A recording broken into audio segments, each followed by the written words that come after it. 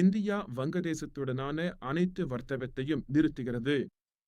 பிரதமர் நரேந்திர மோடியின் இந்த அதிரடி அறிவிப்பு இரு நாடுகளுக்கிடையேயான பதற்றத்தை மேலும் அதிகரித்து வங்கதேசத்தை முழங்காலிட வைத்ததா? இந்த வலுவான முடிவு குறித்து நீங்கள் மகிழ்ச்சியடைகிறீர்களா? இந்தியா வங்கதேசத்தின் தெற்காசியாவில் மிகப்பெரிய வர்த்தக பங்காளியாகும்.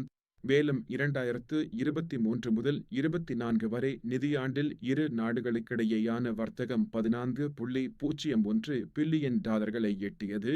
இதில் இந்தியாவின் ஏற்றுமதி $12.05 பில்லியன் மற்றும் வங்கதேசத்தின் ஏற்றுமதி $1.97 பில்லியன்.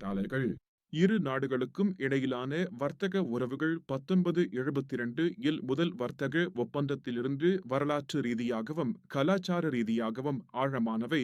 ஆனால் சமீபத்திய அரசியல் பதட்டங்கள், வங்கதேசத்தின் அரசாங்க மாற்றம் மற்றும் வர்த்தக தகராறுகள் இந்த உறவுகளை பாதிக்கின்றன.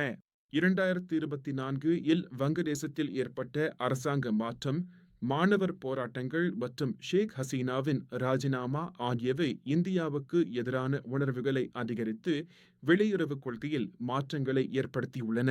இந்தியா சில வங்கதேச பொருட்களின் இறக்குமதியை நிலப்போக்குவரத்து வழியே கட்டுப்படுத்தியுள்ளது. அதே நேரத்தில் வங்கதேசம் இந்திய பருத்தி நூலின் நில இறக்குமதியை தடுத்துள்ளது. இது இரு நாடுகளுக்கும் இடையேயான வர்த்தக தடைகளை அதிகரித்துள்ளது. இந்தியா வங்கதேசம் வழியாக 3ஆம் நாடுகளுக்கு பொருட்களை ஏற்றுமதி செய்ய அனுமதிக்கும் டிரான்ஸ்ஷிப்மெண்ட் வசதியை ரத்து செய்தது. இது வங்கதேச ஏற்றுமதியாளர்களுக்கு செலவுகளையும் நிலை சவால்களையும் அதிகரித்து பெரும் பாதிப்பை ஏற்படுத்தியது.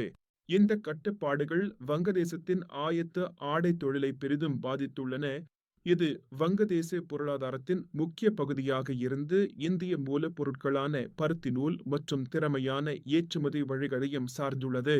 வங்கதேசத்தின் ஆடைத்துறையில் ஏற்படும் இடையூறுகள் இந்திய ஜவுளி நிறுவனங்கள் மிகப்பெரிய பயனடையலாம். ஏனெனில் வங்கதேசத்தின் RMG துறை 80%க்கும் மேல் ஏற்றுமதியை சார்ந்தது. வங்கதேசத்தின் சீனாவுடனான நெருக்கமான உறவுகள், தீஸ்டா நதி உள்கட்டமைப்பு திட்டம் குறித்து இந்தியாவின் கவலைகள் மற்றும் எல்லை பிரச்சினைகள் பதட்டங்களுக்கு மேலும் பங்களித்துள்ளன. இந்திய அதிகாரிகள் வங்கதேசிந்தியா எல்லையில் மக்களை திருப்பி அனுப்பியதாக கூறப்படும் சம்பவங்கள் இரு நாட்டு உறவுகளில் முன்னெப்போதும் இல்லாத கடுமையான நடவடிக்கையாகும். வங்கதேசம் சமீபத்திய தசாப்தங்களில் வலுவான மொத்த உள்நாட்டு உற்பத்தி வளர்ச்சியை அனுபவித்துள்ளது.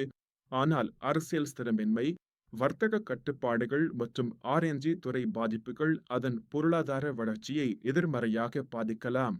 வர்த்தக வழிகள் மீதான கட்டுப்பாடுகள், டிரான்ஸ்ஷிப்மெண்ட் ரத்து மற்றும் அதிகரித்த தளவாட செலவுகள் வங்கதேசத்தின் ஏற்றுமதி சார்ந்த தொழில்களான ஆடை மற்றும் ஜவுளி துறைகளுக்கு குறிப்பிடத்தக்க சவால்களை ஏற்படுத்துகின்றன. அதிகரித்து வரும் பணம் அனுப்புதல்கள் மற்றும் நேரடி வெளிநாட்டு முதலீடுகள் இருந்த போதிலும், தொடர்ச்சியான அரசியல் ஸ்திரமின்மை மற்றும் வர்த்தக பதற்றங்கள் எதிர்கால முதலீடுகளையும் பொருளாதார வளர்ச்சியையும் தடுக்கலாம். இரு நாடுகளும் தொடர்ந்து கட்டுப்பாடுகளையும் வரிகளையும் விதித்தால் முழு அளவிலான வர்த்தக போர் ஏற்படும் அபாயம் உள்ளது. இது பிராந்திய பொருளாதாரத்தை பாதிக்கும். மோசமடைந்து வரும் உறவுகள் சாஃப்டா போன்ற பிராந்திய இணைப்பு முயற்சிகளையும் CEPA பேச்சுவார்த்தைகளையும் பொருளாதார ஒருங்கிணைப்பையும் பெரிதும் பாதிக்கலாம்.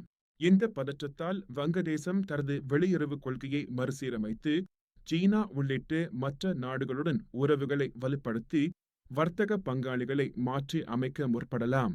பிரதமர் மோடியின் இந்தியா வங்கதேச வர்த்தகம் நிறுத்தல் அறிவிப்பு குறித்து நீங்கள் மகிழ்ச்சியடைகிறீர்களா?